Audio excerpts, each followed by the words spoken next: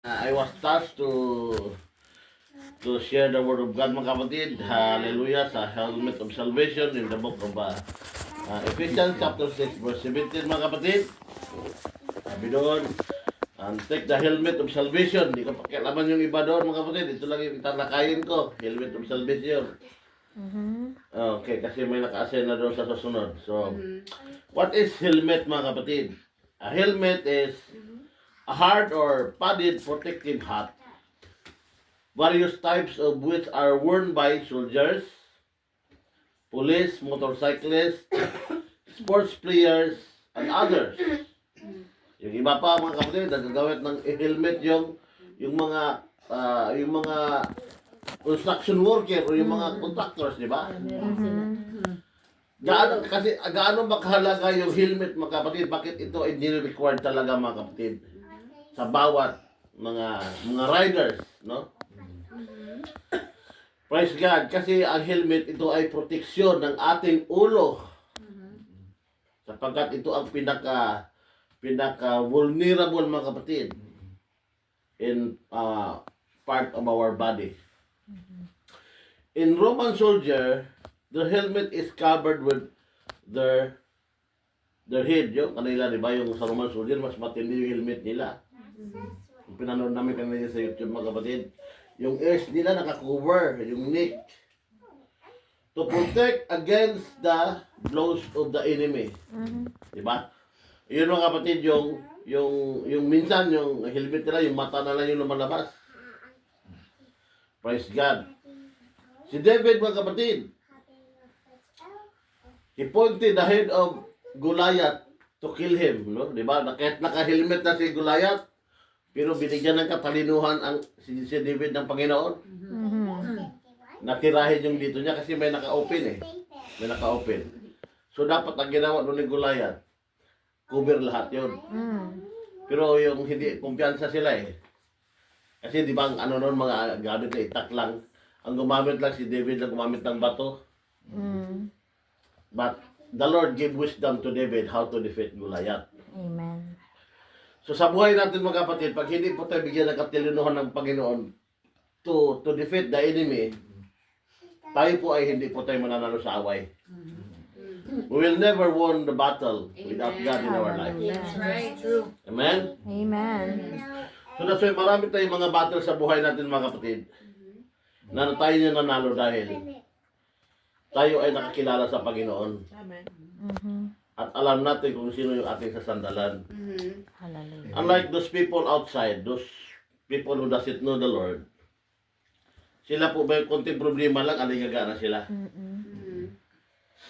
Sila po ay, mga kapatid, naguguluhan na sa kanilang mga buhay. Dahil sa, hindi nila alam kung saan sila pupunta. Hallelujah. Praise God.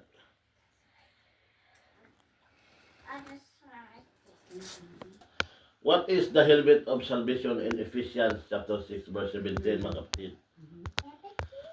In Ephesians chapter 16 verse 6 verse 17, instruct us to put on the whole armor of God, and one of this is to take the helmet of salvation.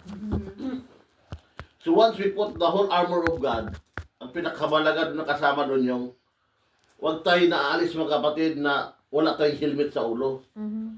Don't go to the battle without the helmet of salvation because we will be vulnerable to the enemy. Amen. And the sword of the Spirit, which is the word of God. When a soldier suited up for battle, the helmet was the last piece of armor to go on. No, yung sundalo, ilagay niya lahat, sapatos, una mo na yan. Yung helmet, pinakahuli yan. Like sa amin nun, bago kami pupunta sa gira, yung helmet namin, panghuli na ilalagay. And then, it was the final act of readiness. Once the soldier, they will put the helmet, ready to war na yan. Ready na yan. Na yung sapatos niya, naka-fit na yan. Tinuro ko one time na, yung shoes mo, yung kumbat mo dapat fix siya. Amen. Hindi yung butas-butas, tapos pag lakad ka, pakaangkaan ka, ay hindi ka makarating doon sa bundok na pag-awayan nyo. Dapat, lahat yung tinuro ni Brother April, lahat kondisyon lahat, yung breastplate mo, Hallelujah. yung mga dito mo, yung shield mo, kompleto lahat. Amen. Yung dapat yung panghuli helmet mo dapat naka kondisyon lahat. Hindi yung putik-putik o ano diyan, dumi-dumi. Kasi istorbo yan mga kapatid. So dapat kondisyon siya. And then it was the final act of readiness and preparation for combat. A helmet was a vital for survival. Protecting the brain. The command issued for the rest of the body. If the head was badly damaged, the rest of the armor would be a little loose. So once mga kapatid, yung helmet mo ay matama, yung helmet mo mga kapatid ay hindi ka makapag-wear ng helmet, matama ng kalaban yan. Lahat damay. Kasi ang target ng kaaway yung ito talaga pinaka-vulnerable yung ulo eh. That's true. Kaya nga, nire-required lahat kung mag-drive ka ng motor, ng lahat ni-required ang helmet kasi na dito yung pinaka-vital. Pinakamahalaga na parte sa ating katawan, tong ulo mga kapatid, yung brain natin. At ito din yung pinaka-paborito ni Satanas, Tiray. yung ulo natin. Battleground. Papunta Yes. sa puso. Pagpunta sa ulo, iisip ka na dyan, pupunta din sa puso. Doon na mag-start ang kasalanan. Pag pupunta na sa puso, din i-apply mo na ngayon. Okay lang pupunta sa puso, pero huwag mo lang siya i-apply. Kasi yun nga ang labanan sa battle of spiritual warfare. Amen. So the assurance of salvation is our impenetrable defense against anything the enemy throw to us. Jesus said, "Do not be afraid of those who kill the body but cannot kill the soul." Amen. Amen. Rather be afraid of the one who can destroy both soul and body in hell. That's right. Hallelujah. In Matthew chapter 10 verse 28, do not fear for those who kill the body but cannot kill the soul. Rather fear him who can destroy both soul and body. So huwag na tayong matakot mga kapatid. Pag darating ang panahon na sabihin tayo, ano ba? Pagpalit mo si Jesus Christ o hindi? Tapos tutukan ka ng barilo ganyan. So anong sasabihin mo? Ano, si Jesus ba o ano? Patayin ka. Jesus. So ito yung mga kapatid, yung halimbawa lang na huwag ka tayong matakot mga kapatid, kahit patayin man tayo. Tapos yung kaluluwa natin mga kapatid ay mapunta sa langit. Kaysa matakot tayo na, hindi ko man kilala si Jesus. Hindi man ako Christian, hindi man ako ganyan-ganyan. Kumbaga, pag ano mo na siya, ayaw mo nang tanggapin na Kristiyano ka or followers of Jesus Christ dahil natakot kang mamatay. So, huwag tayong matakot. Sino man takot dito maglingkod sa Panginoon?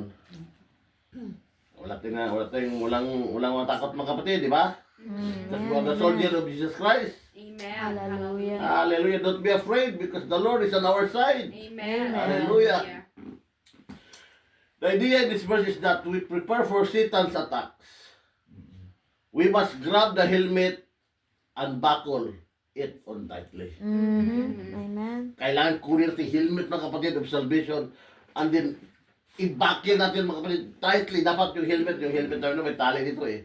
Kailangan itali mo siya para hindi pag matamaan ng bala, gaganon lang yung bala. Gaganon lang. Tapos yung tali dapat fit siya. Kasi nung nagka-encounter kami, mga kasamahan namin, yung bala dito gumagano na lumalapo, habang nakanapa. Yung daddy niya, yung bala, gumano sa ulo. Kumana sa helmet. Pag hindi kasi masindro, hindi ka matamaan nun. Pag gilid-gilid lang, slide lang, kalagpas lang yun. So it's a big help talaga yung helmet mga kapatid. Kaya Hallelujah. we must grab the helmet and buckle it tightly. Amen. Yung helmet of salvation natin mga kapatid, kailangan buckle it tightly mga kapatid. Hallelujah. Because salvation is not limited to a one-time act of the past or even a future hope. God's salvation is an ongoing eternal state that His children enjoy in the present. It is daily protection and deliverance from our sin nature and Satan's scheme. So it is daily protection yung helmet of salvation natin mga kapatid. Amen. Hallelujah.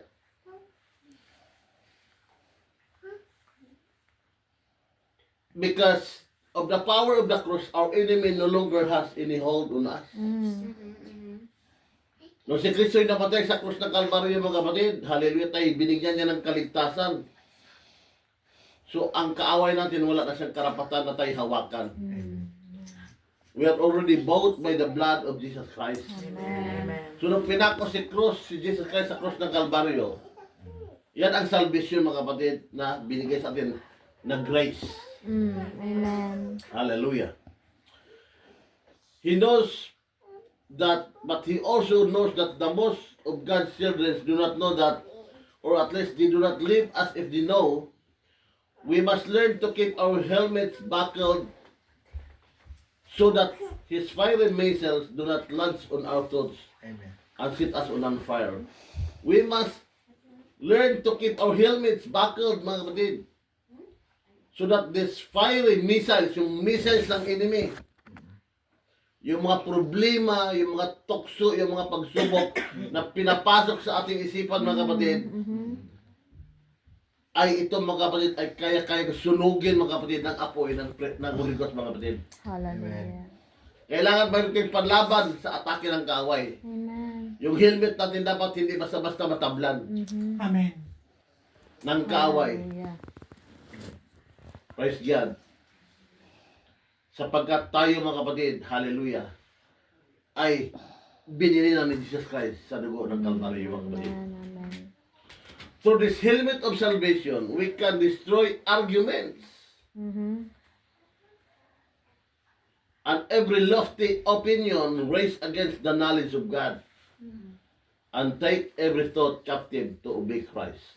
Amen. Hallelujah. Praise God. So we destroy arguments in 2 Corinthians chapter 10 verse 5. We destroy arguments and lofty opinion raised against the knowledge of God and take every thought captive to obey Christ. So kailangan, mga kapatid, to overcome, to defeat the enemy is to follow Christ. Amen. Is to obey the word of God. Hallelujah.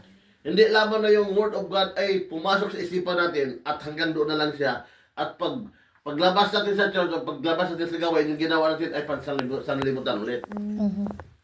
So the enemy is still the winner. Is still the winner. Bakit? Because we're not obeying the word of the Lord. We're not obeying Christ. That's why the helmet of salvation, it means, mga kapatid, like, we need to follow yung tinuro sa atin ng Panginoon na yung kaligtasan na natanggap natin through obeying the word of the Lord. So there are several actions a believer can take to keep his helmet fastened and functioning. So, mayroong mga dito, mga kapatid, several actions. Number 1, renew our minds. Our minds are battlefields. Yung minds natin, battlefields ito ng kaaway. The outcomes of those battles determine the course of our lives. Hallelujah. In Romans chapter 12 verse 1 to 2, I appeal to you therefore, brothers, by the mercies of God, to present your bodies as a living sacrifice, holy and acceptable to God, which is your spiritual worship. Do not be conformed to this world, but be transformed by the renewal of your mind, that by testing you may discern what is the will of God, what is good. Hallelujah. Hallelujah. So ano ibig sabihin ng conform? Do not be conformed, mga kapatid. Any idea? Hindi tayo mag-ano sa mga sanlibutan. Halimbawa, Sister Tina, bigay ka ng mga halimbawa para maintindihan natin. Hindi tayo mag-aya sa ginagawa ng sanlibutan. Halimbawa nga, ano nga, mga ginagawa sa libutan. Yung mag-inom. Ayan ba yan? Inom-inom. Inom-inom, party-party, ano pa, disco-disco, Babaero, lalakero, babaero, lalakiro, Swearing. swearing-swearing. Okay. sigar, Sigar. Sugala. sigar. Ayun, wala. Ayan nyo. Word of usage. Don't be conformed. Amen. World. Bagkus dapat tayo maging taliwas, mga kapatid. Kahit nasabihin nila na tayo ay Romans. killjoy. Kulto. Kulto or killjoy. Hallelujah. So, Romans 12:1-3 instruct us to renew our minds by allowing the truth of God's word to wipe out anything contrary to it. Old ideas, opinions, and worldviews must be replaced. We must allow God's truth to continually wash away the world's felt lies and confusion from our minds and adopt God's perspective. So dapat mga kapatid, yung Word of God ang ating ipalagay sa ating isipan mga kapatid. Hallelujah. Praise God. Kaya yun ang helmet of salvation. Kailangan adapt natin yung mga magagandang salita ng Panginoon. Yun ang papatirahin natin sa ating mind. Amen. Kung paano tayo mga kapatid atakihin ang kaaway sa mind natin, magkarinig natin ng mga ay si ganito ba? May sabi si ganito, ganito ka daw, ganyan ka daw. Sabi ni ganito, ikaw daw, pangit ka daw, ikaw daw, gwapo ka daw, maganda ka daw. So mga ganon, isaksak sa isip mo ngayon mga kapatid. Pag mahina ka ngayon, atake na ng kaaway yan, manghihina ka na ngayon. Bakit sila ganyan, hindi na ka magsimba, di ba? Hindi na ka magsimba kasi mga chismosa naman sila dyan sa simbahan. Tapos kunti ko lang na tampo-tampo na kaagad. Hindi ako nalamanon ni sister, ni pastor ng Sunday, ni brother. Hindi na ako magsimba, hindi ako pinansin yung mga ganun mga kapatid. So sabihin ka agad ni Satanas sa'yo, okay tayo, simba ka dyan, hindi ka nila pinapansin, no? Kasi hindi magandang damit mo, yung mga ganun ba? Yung sulsulagi ni Satanas, yung ipapasok niya sa mind mo. Sumasimba ka dyan, tapos pinipili na nila yung kumustahin nila dyan, yung mga ganyan. Yan ang ni Satanas sa atin mga kapatid. Tapos sa mag-asawa naman, mga konting problema lang. Palakihin lang kaagad niya, sulsulan niya kaagad yung isa.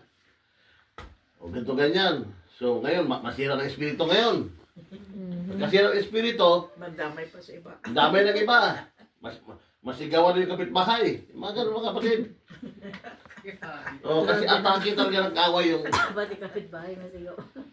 madami ng kapitbahay. May kapitbahay. Hindi na ang kasambahay. Hindi na kakasambahay. Wala makasambahay. Kapitbahay na lang. Yung mga halimbawa lang yan mga kapatid kasi ito yung mga atake sa atin ng kaway. Yung mga reality ba? Reality sa buhay natin. Real talk. Real talk. And then rejects doubts that, number 2, rejects doubts that arise from circumstances. I-reject natin yung mga doubts natin mga kapatid. Minsan may mga doubts tayo. That's right. Totoo ba talaga na may Panginoon? Bakit yung prayer ko hindi pa sinasagot? Bakit prayer ako ng prayer, pagaling ako ng prayer, hanggat ngayon hindi pa rin ako pinagaling? So, ngayon sabihin ka agad ni Satanas, tingnan mo yan, pero nag-break ka, hanggang ngayon hindi ka pa sinasagot. Talaga hanap mo kayong paraan na ma-discourage ka. Pero ang sagot mo kasi ng Panginoon, wait ka lang kasi in due time yan eh. Amen. In due time, in my time. Ganon. Si Brad pray kahit may sakit siya, pero hindi siya nag-discourage. Patuloy siyang umiinit sa paglilingkod sa Panginoon kasi alam niya in due time. Hallelujah. In due time, God has a promise for him. In due time, God has a promise to every one of us. Katina, hindi siya nag-discourage. Amen. I'm still breathing. As long as you are breathing. There's so many reasons Diba? to be grateful. Yeah, na hindi kayang ibigay ng kaaway and the devil. He cannot give you the breath of life. Amen. Amen. Hallelujah. Hallelujah. Takot yan pag yan ang sabihin mo. Praise God. So, reject doubts. I-reject natin yung doubts natin mga kapatid. Sino may doubts dito? Lahat tayo, walang doubts, no? Human beings are sensory creatures. What we cannot fathom with our 5 senses, we tend to disregard. If we allow them to circumstances may convince us that God does not really love us or that His word is not true. Di ba yung mga ganyan? May mga doubts tayo. God is not really true. Mga ganyan-ganyan. Don't doubt.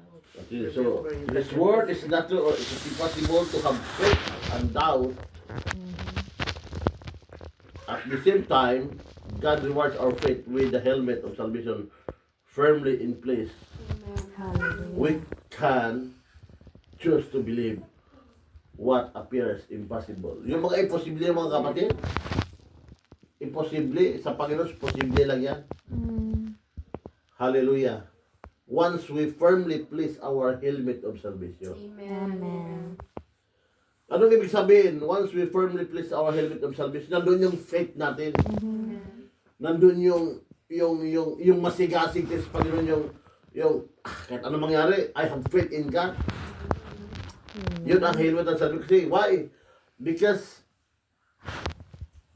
salvation, mga kapatid, nung tinanggap mo na si Kristo, you've been baptized in Jesus' name, nagsisik ka sa kasalanan mo, yun yung kaligtasan natin ng gapo kay Jesus Christ. So, kailangan natin itong i-apply sa ating buhay na dala-dala natin yung pagka-Kristiyano natin kahit saan ako dapat araw-araw ma-remind ko sa isip ko na I am a Pentecostal, I am baptized in Jesus' name. I need to live a holy life. I need to be a example in people outside. Yan ang ibig sabihin ng helmet of salvation. Another example pa yan. Na helmet of salvation. Kasi yung salvation natin sa Acts 38, yun nakuha natin eh. Yun siya mga kapatid. And then, keep an eternal, number 3, keep an eternal perspective. When life crashes in around us, when life, may mga problema, may mga troubles, we must remember to look up. Amen. We must to look up. Tingnan natin ang Panginoon, mga kapatid. Our salvation is the most precious gift we have received. Amen. Kahit ano mang natanggap natin ng mga gift, mga kapatid, wala mga kahigit, kundi ito lamang ang kaligtasan na binigay ng Panginoon. Keeping our eyes on that can help us weather life storms. So we can choose to live our lives by the motto, if it doesn't have eternal significance, it's not important, mga kapatid. Sabi ng Matthew, mga kapatid. But lay up yourselves treasures in heaven, where neither moth nor rust destroys and where thieves do not break in and steal. So, lay up yourselves treasures in heaven. Ano bang mga bagay-bagay na ginagawa natin that we are laying up treasures in heaven? Brother Christian, ano bang ginagawa natin yung nag-lay up tayo ng ano tayo ng mga pansalangit? Ano pa? Yung ginagawa natin ganito. Paglilingkod natin sa Panginoon. Yung pag-aaral sa salita ng Panginoon. You are laying up treasure in heaven. You are laying up spiritual things in heaven. Baga, nagbabangko ka nun sa langit. Dito sa mundo, pag may income tayo, nagbabangko tayo sa nag-deposit tayo sa bangko natin. Tapos yung mga ibang kapatiran dito, automatic sa bangko nila. Sino maraming pera dito, mga kapatid? Amen. Amen. Hallelujah. Amen. Christian, hallelujah. Sana all. Amen. In Jesus' In name. Jesus' name. Kung marami tayong pera, mga kapatid, na na-invest sa bangko, dapat din yung nagawa natin. Dapat huwag lang sa bangko, mayroon din tayong bangko sa langit. Amen. Hallelujah. Amen. Hallelujah. Wala daw anak ng Diyos na walang pera. Oh, magalit ang Panginoon dyan. Inaapakan lang natin sa langit yun. Oh. Amen. Gold. So yan mga kapatid, may bangko tayo dito sa langit, may bangko rin tayo doon. Pero yung bangko natin doon, hindi man iniipon, ginagawa mo na pa rin sa mga bahay natin. Kasi bawat tayo isa doon, mayroon tayong bahay doon eh. Amen. Kaya yun ang sinasabi na lay up, treasure in heaven. Therefore, remember that victory, malapit na matapos mga kapatid ha.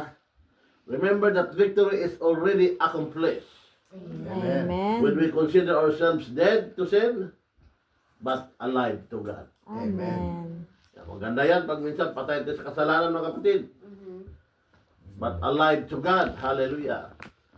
Sa limang mga bagay na mamatay yung kasalanan, pag tayo mainis na gawain ng Panginoon mga kapatid. Once tayo active sa gawain ng Panginoon, sometimes wala nang panahon yung kasalanan mga kapatid. Kasi na-overcome na natin. But sometimes pag hindi tayo makabantay, ang kaaway sumisimple pa rin, di ba mga kapatid?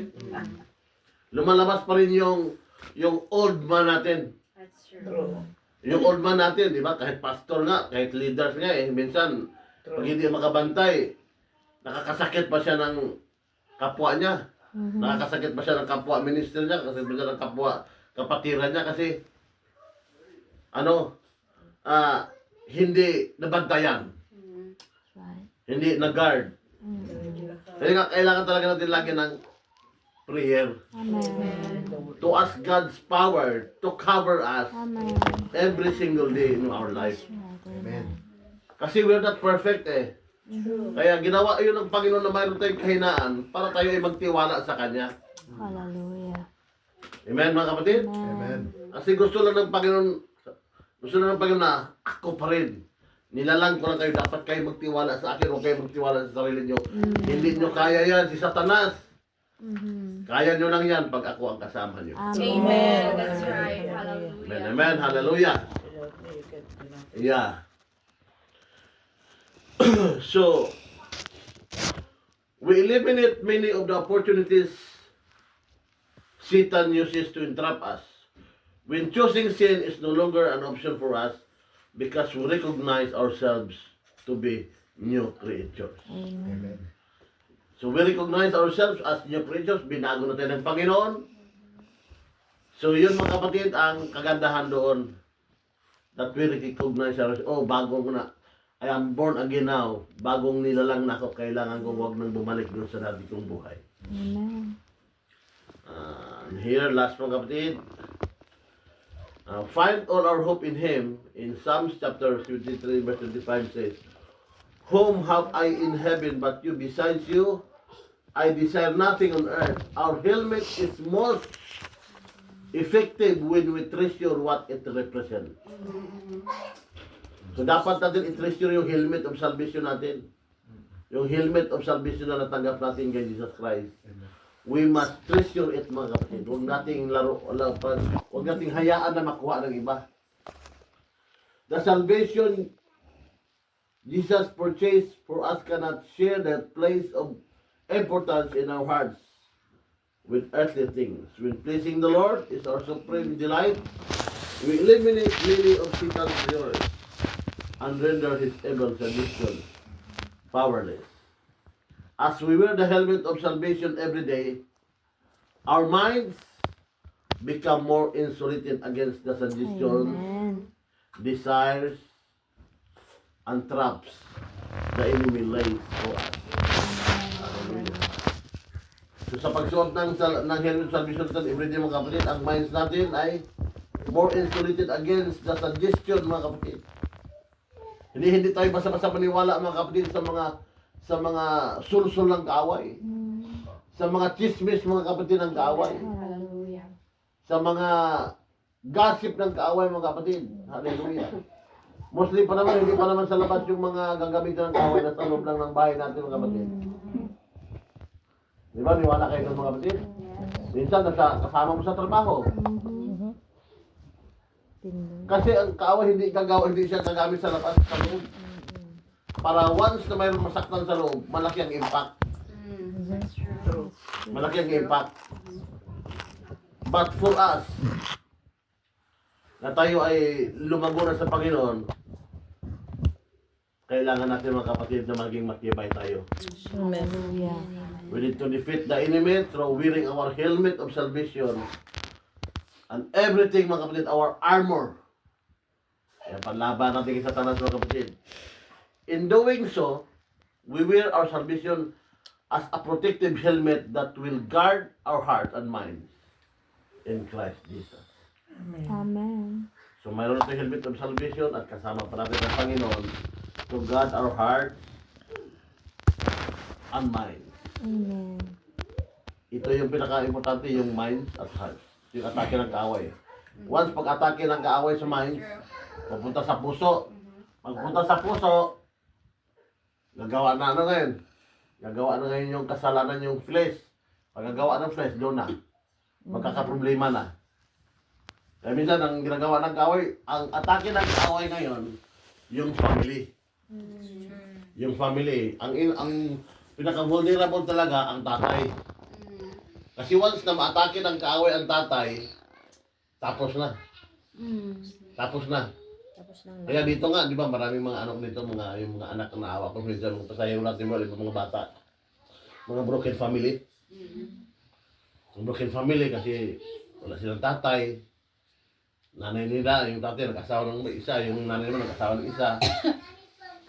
So yun ang gusto ng kaaway. Yung apektado yung mga bata. Kaya tayo na mga tatay dapat maging aware tayo. Kasi ang si Satanas wala siyang pinipili, pangit o wapo ka man, atakihin ka niya eh. O atakihin ka niya. Hindi naman yung kinagwapo mo at kinapangit mong inaatake. Oo. Totoo yan. Kaya buti na si Brother Fred, hindi siya na-atake pa. Ano ibig mo sabihin? Explain, kuya. Expound more.